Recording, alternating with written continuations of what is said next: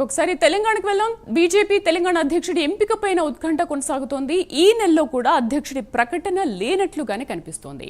మార్చి నెలలో అధికారికంగా ప్రకటన వచ్చే ఛాన్స్ ఉంది. అధ్యక్షుడి రేసులో తెరపైకి కొత్త పేర్లు వస్తున్నాయి. అధ్యక్ష రేసులో ఈటెల రాజేందర్, ధర్మపురి అరవింద్, రామచంద్రరావు, రఘునందన్ రావు, డీకే అరుణ, బండి సంజయ్ పేర్లు ప్రముఖంగా వినిపిస్తున్నాయి. పార్టీ కార్యకర్తల నుంచి బీజేపీ సీనియర్ నేతలు అభిప్రాయాలను కూడా సేకరిస్తున్నారు. పూర్తి సమాచారాన్ని నాగేంద్ర లైవ్ లో అందిస్తారు. నాగేంద్ర, గత కొన్ని నెలలుగా తెలంగాణ బీజేపీ అధ్యక్షుడి పైన మలగులాలు పడుతూనే ఉన్నారు. అండ్ అప్పటి నుంచి కూడా డిసైడ్ అవుతూనే ఉంది, కానీ బట్ ఒక క్లారిటీ ఎందుకు రావట్లేదు అంటారు. సో ఇప్పటికైనా ఒక క్లారిటీ వచ్చే అవకాశం ఉందా? Thank you Sridevi. గత 4-5 నెలలుగా తెలంగాణ బీజేపీకి సంబంధించినటువంటి రాష్ట్ర అధ్యక్షుడ ఎంపిక కానీ ప్రకటన కానీ ఇది ఒక డైలీ సీరియల్ని తలపిస్తున్నటువంటి పరిస్థితి ఉంది. ఎందుకంటే గత 4-5 నెలల నుంచి కూడా రాష్ట్ర అధ్యక్షుని ప్రకటిస్తారనేటటువంటి చర్చ జరుగుతుంది, కానీ ఇప్పటి వరకు కూడా రాష్ట్ర అధ్యక్షుడికి సంబంధించినటువంటి ఎంపిక ప్రక్రియ కానీ అదేవిధంగా ప్రకటన కానీ వచ్చినటువంటి పరిస్థితి. ముఖ్యంగా దేశవ్యాప్తంగా కూడా బీజేపీ సంస్థాగత ఎన్నికలను నిర్వహిస్తుంది. దాంట్లో ప్రధానంగా తెలంగాణ రాష్ట్రంలో దాదాపు సంస్థాగత ఎన్నికలు తుదిఘట్టానికి చేరుకున్నటువంటి పరిస్థితి ఉంది. ఇప్పటికే ఒకవైపు సంస్థాగత ఎన్నికల్లో భాగంగా బూత్ నుంచి మండల అదేవిధంగా జిల్లా స్థాయి వరకు కూడా దాదాపు కంప్లీట్ అయ్యింది. ముఖ్యంగా జిల్లా అధ్యక్షుల ఎంపిక సంబంధించినటువంటి అంశంలో ప్రధానంగా బీజేపీ 38 జిల్లాలుగా విభజించుకోవడం జరిగింది. దాంట్లో 23 జిల్లాలకు సంబంధించి అధ్యక్షులను కూడా ప్రకటించింది. ముఖ్యంగా రాష్ట్ర అధ్యక్షుడికి సంబంధించినటువంటి ఎంపిక ప్రక్రియ కానీ ప్రకటనకు సంబంధించినటువంటి అంశంలో ప్రధానంగా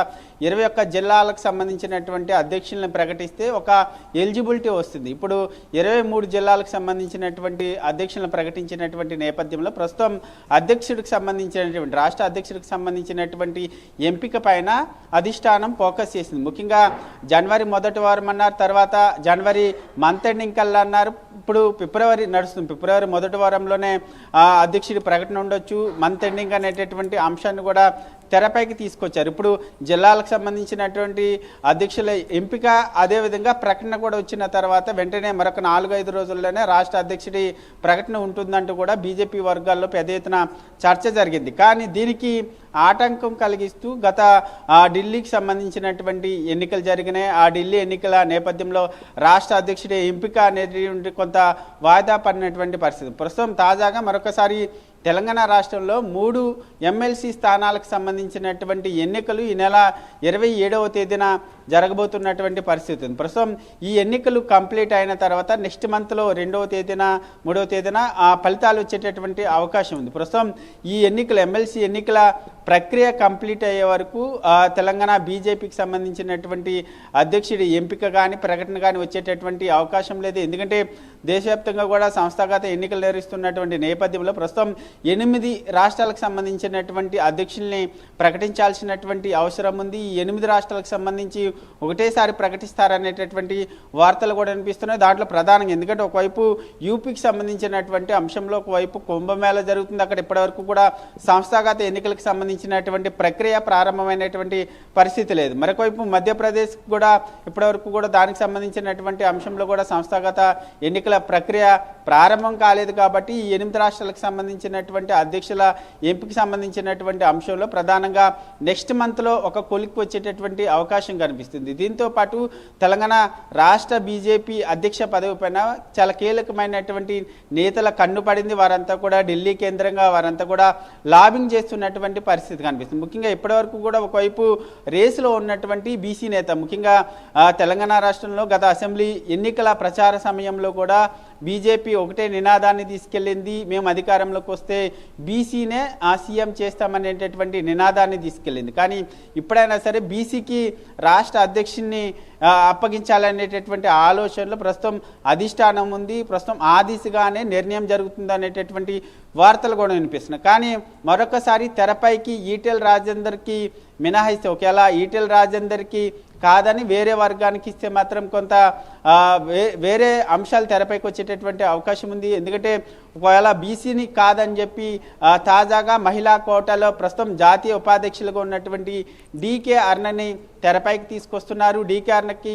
ఒకవేళ అధ్యక్ష పదవిని అప్పగిస్తే మాత్రం మరొక కొత్త పదవిని సృష్టించాలనేటటువంటి ఆలోచనలో కూడా బీజేపీ అధిష్టానం ఉంది. ఒకవేళ బీజేపీ అధిష్టానం రాష్ట్ర అధ్యక్ష పదవిని డీకే అరుణకి ఇస్తే మాత్రం అరవింద్ ధరంపూర్ లేక ఈటెల రాజేందర్కి వర్కింగ్ ప్రెసిడెంట్ పదవిని ఇవ్వాలనేటటువంటి ఆలోచనలో ఉన్నట్లు వార్తలు వినిపిస్తున్నాయి. ఒకవేళ ఈటెల రాజేందర్కి మాత్రం బీసీ కోటాలో ఆయనకు అధ్యక్ష పదవిని అప్పగిస్తే మాత్రం ఈ వర్కింగ్ ప్రెసిడెంట్ అనే పదవి ప్రస్తావన రాదు. దీనికి సంబంధించినటువంటి అంశంలో కూడా ఇప్పటికే ఢిల్లీ కేంద్రంగా రేసులో ఉన్నటువంటి నేతలంతా కూడా ఇప్పటికే లాబింగ్ చేస్తున్నారు. మాకు అధ్యక్ష పదవి కన్ఫర్మ్ అయింది అనేటటువంటి వార్తలు కూడా చెప్తున్నటువంటి పరిస్థితి ఉంది. అయితే నాగేంద్ర, మీరు ఇంతకు ముందు చెప్పినట్టు అటు ఎమ్మెల్సీ ఎన్నికలు కావచ్చు, లేకపోతే ఢిల్లీ సీఎం అనే ఉత్కంఠ ఒకటి కావచ్చు, లేకపోతే కుంభమేళా, యూపీ, మధ్యప్రదేశ్ ఇవన్నీ కూడా కావచ్చు. అంటే కేవలం వీటి వల్ల మాత్రమే ఇక్కడ అధ్యక్షుడి ఎన్నిక లేట్ అవుతుందా, లేకపోతే ఇక్కడ చాలా మంది ప్రముఖుల పేర్లు వినిపించాయి అండ్ అంతకుముందు ఈటెల రాజేందర్ పేరు ఎక్కువగా వినిపించింది, ధర్మపురి అరవింద్ పేరు కూడా బాగా వినిపించింది. సో వీళ్లలో ఎవరిని నియమించాలనే సందిగ్ధత నెలకొందా? ఈ రెండిట్లో ఏదనుకోవచ్చు? ముఖ్యంగా శ్రీదేవి కూడా మనం గమనించాలి. ఎందుకంటే జిల్లా అధ్యక్షుల ప్రకటన వచ్చిన తర్వాత, ఎలిజిబిలిటీ వచ్చిన తర్వాత నెక్స్ట్ 5 డేస్లోనే అధ్యక్షుని కూడా ప్రకటించాల్సినటువంటి అవసరం ఉంది. కానీ ఢిల్లీ ఎన్నికల ఫలితాలు రావడం, ఆ తర్వాత తెలంగాణ రాష్ట్రంలో ఎమ్మెల్సీ ఎన్నికలకు సంబంధించినటువంటి అంశంలో ప్రధానంగా రాష్ట్ర నాయకత్వం అంతా కూడా ఆ 3 ఎమ్మెల్సీ స్థానాలకు సంబంధించినటువంటి నియోజకవర్గాల్లో పూర్తి స్థాయిలో ఇప్పటికే ప్రచారం చేస్తున్నటువంటి పరిస్థితి. ప్రస్తుతం రాష్ట్ర నాయకత్వం అంతా కూడా ఒకవైపు అక్కడ లీనమైంది, మరొకవైపు మరికొద్ది రోజుల్లోనే జాతీయ నాయకత్వం కూడా అక్కడ ఎన్నికల ప్రచారంలోకి రాబోతున్నటువంటి తరుణంలోనే ప్రస్తుతం ఈ అధ్యక్షుడి ఎంపికకు సంబంధించినటువంటి ప్రకటన వాయిదా పడింది. ముఖ్యంగా పూర్తి స్థాయిలో ఎమ్మెల్సీ ఎన్నికల ఫలితాలు వచ్చిన తర్వాతే నెక్స్ట్ అధ్యక్షుడి ప్రకటన ఉండేటటువంటి అవకాశం కనిపిస్తుంది. ఇదొక కారణం. అయితే మరొక కారణం, ముఖ్యంగా దాదాపు ఈటెల రాజేందర్కి బీసీ కోటాలో అధ్యక్ష పదవి కన్ఫర్మ్ అయిందనేటటువంటి వార్తలు కూడా పెద్ద ఎత్తున బీజేపీకి సంబంధించినటువంటి శ్రేణుల్లో వినిపించాయి. కానీ తాజాగా మహిళా కోటాలో డీకే అరుణని తెరపైకి తీసుకొచ్చి ఈటెల రాజేందర్ లేక అరవింద్ ధరంపూరి ఈ ఇద్దరిలో ఒకరికి వర్కింగ్ ప్రెసిడెంట్ పదవి ఇవ్వాలనేటటువంటి ఆలోచన కూడా చేస్తున్నట్టు ఉంది. ఎందుకంటే కొత్త పాత నేతల మధ్య కొంత భేదాభిప్రాయాలు ఉన్నటువంటి తరుణంలో వాళ్ళందరినీ ఒకే తాటిపైకి తీసుకురావడం, అదేవిధంగా 2029లో కాషాయ జెండా ఎగరవేయాలంటే అందరూ కూడా కలిసికట్టుగా ఉండాలి. అలాంటి నేతనే ప్రస్తుతం రాష్ట్ర అధ్యక్షుడి ఎంపిక అంశంలో కీలక నిర్ణయం తీసుకోవాలనేటటువంటి దిశగా అయితే అధిష్టానం ఉంది. ఆ దిశగానే ఒకవైపు ఎన్నికల ఇన్ఛార్జ్, తెలంగాణ రాష్ట్ర ఎన్నికల ఇన్ఛార్జ్గా ఉన్నటువంటి ప్రస్తుతం ఆమె అభిప్రాయ సేకరణ కూడా అధ్యక్షుడి ఎంపికకి సంబంధించినటువంటి అంశం పైన సేకరణ చేస్తుంది. నెక్స్ట్ మంత్ మొదటి వీక్లోనే అధ్యక్షుడి ఎంపిక ఒక కొలిక్కి వచ్చేటటువంటి అవకాశం అయితే కనిపిస్తుందని చెప్పాలి శ్రీదేవి.